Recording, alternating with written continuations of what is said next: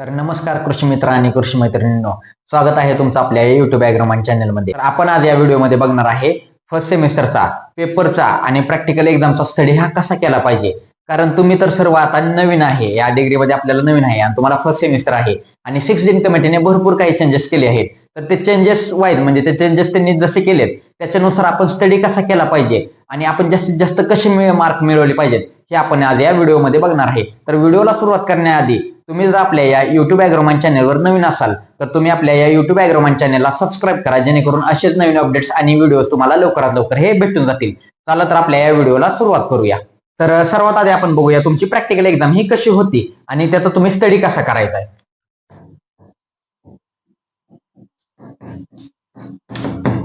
तर practical exam ही तुमची कॉलेजवर depend असते. ते तुम्हाला एक्सटर्नल आणि तुमचे त्या कोर्सचे टीचर हे तुम्हाला सांगणारच आहेत. तर प्रॅक्टिकल एक्झाम मध्ये तुम्हाला हे फर्स्ट तर स्पॉटिंग असते, नंतर डिस्क्रिप्टिव्ह क्वेश्चन असते,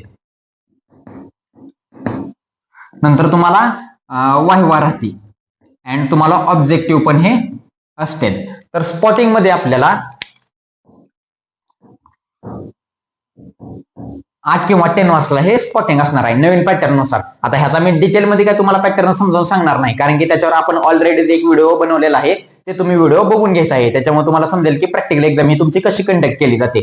तर तुम्हाला स्पॉटिंग मध्ये तुम्हाला त्याचा आयडेंटिफाय आणि त्याचा एक ऑड क्वेश्चन म्हणजे विचारला जाऊ शकतो. तर हॉर्टिकल्चर मध्ये असेल तर त्याचं बॉटनिकल नेम किंवा त्याचं प्रपोगेशन हे पण तुम्हाला विचारलं जाऊ शकतं. आता ते कोर्स वाईज आहे की त्याचा सब क्वेश्चन हा कसा विचारायचा. तर हे झालं स्पॉटिंग बद्दल. तर डिस्क्रिप्टिव्ह क्वेश्चन मध्ये तुम्हाला ज्या त्या टाइमला तुम्हाला प्रॅक्टिकल मध्ये जे काही क्वेश्चन दिले असतील, तुम्हाला प्रॅक्टिकल मध्ये ऍडिशनल इन्फॉर्मेशन राईट करायला लावली असेल तर ते तुम्हाला डिस्क्रिप्टिव्ह मध्ये हे विचारले जाऊ शकतात. आता वाहिवाला तुम्हाला बेसिक विचारलं जातं, म्हणजे बेसिक मध्ये त्यामध्ये तुम्हाला त्या कोर्सचं कोर्स टायटल म्हणा, त्याचा कोर्स नंबर काय आहे, त्याचं क्रेडिट काय आहे, किंवा त्या प्रॅक्टिकल मध्ये तुम्हाला किती प्रॅक्टिकल्स आहेत किंवा तुम्हाला त्या प्रॅक्टिकलचा नंबर किती आहेत, म्हणजे 16 असेल 8 असेल ते पण तुम्हाला विचारलं जाऊ शकतं. तर अशा प्रकारे तुमची प्रॅक्टिकल एक्झाम ही कंडक्ट केली जाते. आता ही प्रॅक्टिकल एक्झाम तुमच्या कॉलेज वाईज कंडक्ट केली जाते आणि ह्याचं जे स्पॉटिंग असतंय तर ते स्पॉटिंग तुमच्या कॉलेजवर त्या लॅबला ठेवलं जातं आणि तुम्हाला इन्फॉर्मेशन त्या कोर्सचे देतीलच की तुम्हाला स्पॉटिंग ठेवलेलं आहे, तुम्ही ते स्पॉटिंग बघून घ्यायचं आहे आणि तुम्ही हे स्पॉटिंगचे मार्क परफेक्ट करायचे, म्हणजे ते तुम्ही आउट ऑफ मार्क ही स्पॉटिंगला घ्यायचे आहेत. किंवा तुम्ही स्पॉटिंगला आउट ऑफ मार्क घेतले,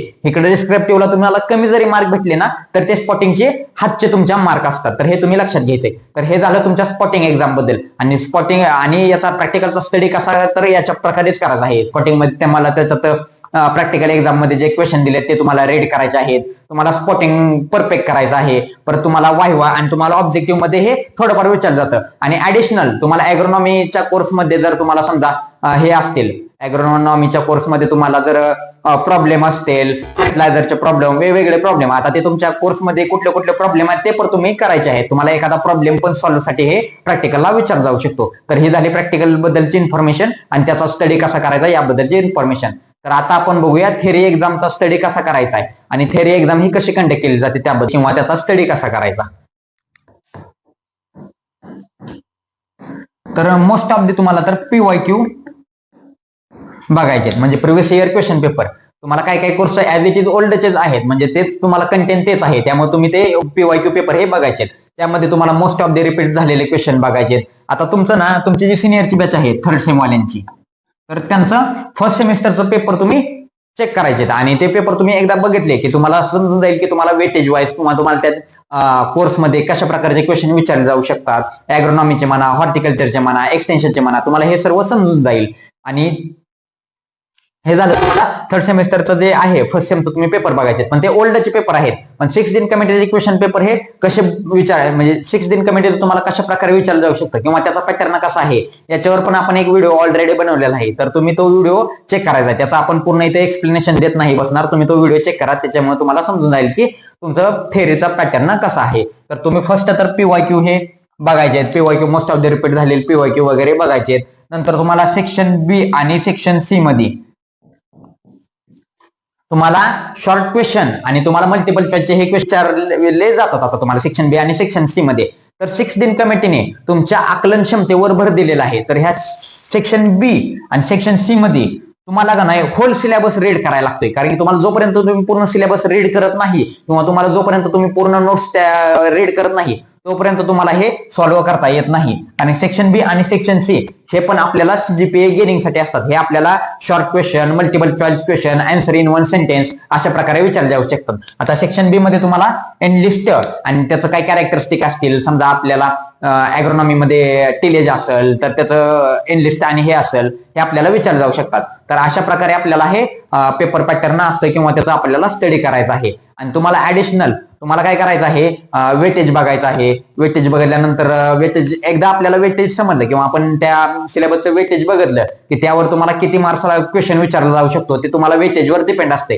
त्यामुळे तुम्ही वेटेज हे आधी समजून घ्यायचं आहे किंवा तुम्ही सिलेबस कॉपी ही चेक करायची आहे. तर आता आपण बघणार आहे की किती मार्क्ससाठी आपल्याला पेपर ही किती म्हणजे किती फुल स्केप लिहिणं सफिशियंट आहे किंवा किती पान आपल्याला उत्तर लिहायचं हे बघायचंय. तर तुम्हाला आताचा नवीन पॅटर्न नुसार 16 कमिटीनुसार तुम्हाला डिस्क्रिप्टिव्ह क्वेश्चन मध्ये सेक्शन ए मध्ये आपल्याला 6 मार्क्ससाठी क्वेश्चन आहे. तर तुम्हाला 1.5 पेज हे आन्सर कसं पण लिहायचं आहे. आता ते क्वेश्चनच्या टाईपवर पण असणार आहे. जर समजा ए बी म्हणजे क्वेश्चन नंबर 1 मध्ये ए बी जर क्वेश्चन विचारला तर तुम्हाला 1 पेज तुम्हाला लिहायचं आहे. जर समजा तुम्हाला एकच क्वेश्चन विचारला सेक्शन ए मध्ये समजा क्वेश्चन नंबर फर्स्ट हा लॉंग क्वेश्चन मध्ये एकच सिंगल टाईप मध्ये क्वेश्चन विचारला तर तुम्हाला 1.5 पेज हे आन्सर लिहिणं गरजेचं आहे. किंवा तुम्ही त्याच्या कन्सेप्ट म्हणजे त्या क्वेश्चनच्या टाईपवर आहे की बाबा त्याचा आन्सर किती आहे त्याच्यावर डिपेंड आहे की तुमचं किती पेज लिहायचं असते. आणि तुम्हाला कन्सेप्च्युअल लिहायचं आहे. आणि तुम्हाला एकदा क्वेश्चन लिहिलं त्याचा आन्सर लिहिलं की तुम्हाला मेन वर्ड्स जे असतात त्याला अंडरलाईन करायचे आहे. आणि ऍडिशनल तुम्हाला हा पेपर अट्रॅक्टिव्ह बनवायचा आहे. कारण तुम्हाला जर पेपर अट्रॅक्टिव्ह बनवला आणि तुम्ही मेन वर्ड्सला अंडरलाईन केली तर तुम्हाला त्याचे बेनिफिट नक्कीच भेटून जातात आणि त्याचे मार्क्स ही तुम्हाला भेटून जातात. आणि दुसरी गोष्ट तुम्हाला टाइम मॅनेजमेंट खूप महत्वाचं आहे. कारण की तुम्हाला काय होतं, तुम्ही आन्सर रिकॉल करत बसता किंवा तुम्हाला एखादा क्वेश्चन नाही समजला तर तुम्ही ते आठवत बसता. त्यामुळे तुमचा टाइम हे वेस्ट होतो. त्यामुळे तुम्हाला आधी जेवढे येतंय तेवढं तुम्ही सॉल्व्ह करून घ्यायचंय आणि तुम्हाला टाइम मॅनेज करत करत हा पेपर राईट करायचा आहे. जर तुम्ही त्याच्यात टाइम मॅनेजमेंट कडे नाही ध्यान दिलं किंवा तुम्ही मागे पडला तर तुम्हाला त्याचं डायरेक्टली तुम्हाला पेपर कव्हर होणार नाही. त्यामुळे तुम्हाला टाइम बघत बघत तुम्हाला पण किती क्वेश्चनला किती टाइम द्यायचा हे पण तुम्हाला मॅनेज करायचं आहे. आणि जेव्हा तुम्हाला क्वेश्चन पेपर हा दिला जातो त्या टाइमला तुम्ही फर्स्ट तर जेव्हा तुम्हाला क्वेश्चन पेपर देतील त्या टाइमला तुम्ही 1 बाय 1 प्रत्येक क्वेश्चन हे रीड करायचे आहेत. कारण की तुम्ही जर नाही रीड केले आणि तुम्ही अचानक कुठलेही ह्याचं कसंही आन्सर लिहायचं कारण तुम्ही वायबल होऊन जाता तर फर्स्ट तर तुम्ही एकतर वायबल व्हायचं नाही. जेव्हा तुमचे पेपर हातात येतो तेव्हा तुम्ही वायबल व्हायचं नाही, अजिबात वायबल होऊन जायचं नाही.